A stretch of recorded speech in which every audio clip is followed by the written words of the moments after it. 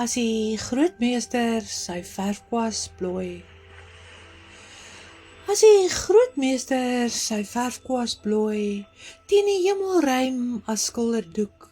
met die mooiste kleure van oranje en rooi, en die moederhen oor haar kinders loek,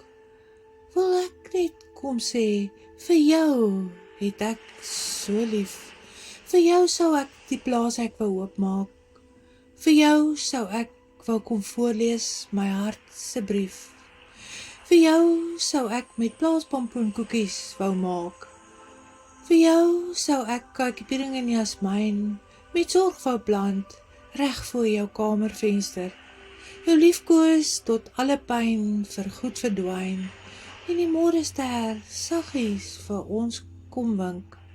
die aanslag is verby, en ek en jy kan ons